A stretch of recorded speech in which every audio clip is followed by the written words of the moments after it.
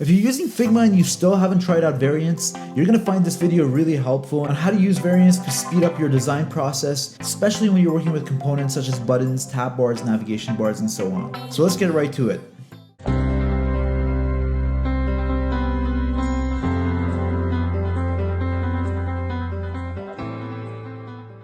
Alright, so I have Figma opened up and I have this little kind of mock-up that I'm working with here. And it has a tab bar, as you can see at the top over here. Right now it's not a component, it's just a tab bar with a bunch of buttons or icons, as well as the background. But soon we're going to turn this into a component, and then I'll show you how variants can help you make your design process a lot faster. Okay, so the first thing that we want to do is we're going to go ahead and create 3 different versions of our tab bar here. One for each page that it's selected. So if we're on the saved page here, we want this icon to be a different color, maybe white. If we're on the composed page, which is this page, then we want this icon to be white. And of course, on library, we want this one to be white instead, so that it shows the user which page they have selected. So normally you'd go ahead and put this tab bar into each page and change the color based on what page is selected. While that's the simplest and easiest solution, it's not the best one, and there's better ways to do it. The first step is, of course, to turn it into a component. So if we click this component button, we now have a tab bar component, which we can rename by double clicking and name it tab bar. Press enter over there. I'm just going to go up here, bring it a little bit higher. All right, so with this component, if we were to actually create variants from it and show the selected page, we'd have to create a different version of these icons or a different color of these icons in here inside of the component, and then use the eye icon here in order to hide or show the correct color. And of course, that's not the most efficient, and that's why Figma's released variants. And now you're going to see why it's so helpful. So if you go ahead and click on the whole thing, on the whole component here, on the right side, you'll notice there's an add new variant button here. We're going to go ahead and click on it. And as you can see, Figma creates another variant for me inside of this variant group called Tabbar, and allows me to edit a property here. Now the property is what helps you define the different conditions or states of your component here.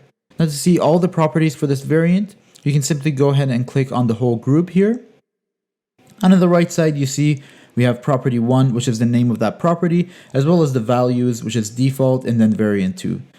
Default is actually the first one over here, and then variant 2 is the one on the bottom. But we can go ahead and give those different names, and we'll do that in just a second. So first thing, let's go ahead and change the name of this property 1 to selected page, and then press enter. Now, by default, we want this to either be default or none. Because I called this property selected page, let's go ahead and change the default value to none. So in other words, this indicates that we have no page selected. Now let's go ahead and move on to the second one and change this variant to text to saved. Again, indicating that we have the saved button or the saved page selected. Let's go ahead and create another variant by simply copying and pasting using Command C and then Command V to paste. Now with your variant group, you can actually go ahead and stretch out this box as you'd like, and then go ahead and rearrange the components inside. So now this one right here, we're going to go ahead and change it to composed. And now we're going to do that just one more time using Command C and Command V. Remember, you can also duplicate using Command D if that's easier for you. And then instead of selected page 4, we're going to go ahead and rename this to library. So now if we take a look at the entire variants here, we have a selected page property with none being an option, which is the first one, saved being an option, composed being an option, and library being an option. And now we're going to give this a different styling based on the page that's selected. And to do that, I'm simply going to create a rectangle right underneath. Give it a corner radius of 12. And then let's go ahead and just rearrange that to be on the bottom over here. And let's change the color to, I'm going to select the same background color and just make it a little bit darker. Perfect. Just going to resize this.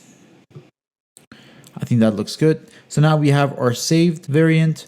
I'm going to go ahead and copy that rectangle into the second one and move it over here where the compose or the pencil icon is. And then you get the idea. Lastly, for the library, select it. I'm going to move this to underneath the library icon and just move the layers so that we can actually see the icon itself. And so now we have a tab bar, of course, with none being an option, as in no page selected. We have the saved being an option, which is the first one over here. We have the compose page being an option, the second one here, and then lastly, the library page being selected. So if we were to do this with components, it would take us a lot longer and more time.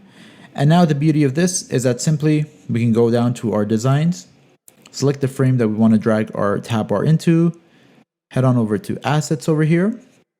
And as you can see, we have a tab bar component here that we can simply drag onto the page or the frame here. I'm going to put it at the bottom, and I'm going to go ahead and copy that and select my second page to paste it in here, and the third page to paste it in here as well. Now, if I go to my save frame, on the right side over here, you can see I can actually select the selected page or select the value for the property.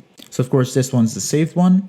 And as you can see, the correct page gets selected. The second one will be compose. And lastly, the third one will be library. How easy was that? We just created a tab bar that we can use all across our design. And if at any point we want to add more options to our tab bar, let's say we have a fourth option or fourth icon here that we want to add, we can simply add it without having to disrupt the whole tab bar itself. Now, of course, you can take this a step further and add things such as auto layout, which will keep the spacing between each of these icons. And we'll definitely do that in a future video together as well. So I do encourage you to actually use the same learnings from the tab bar that we just designed here as a variant and apply it to your buttons in your design. So if you want to go ahead and create something similar that I've created here, and as an exercise, try making the button a variant, you can go ahead and do that, and we'll cover that in a future video together as well. Alright, thanks for watching this video, and please don't forget to give it a thumbs up if you liked it, and also subscribe and hit the notification bell so you don't miss out on future UI UX videos. Also, if you're interested in learning how to design full complete mockups for both mobile and web, I've made a 6-hour complete design course with Figma, and you can check that out in the link below. Thanks again, and I'll see you in the next video here at Clever Studio.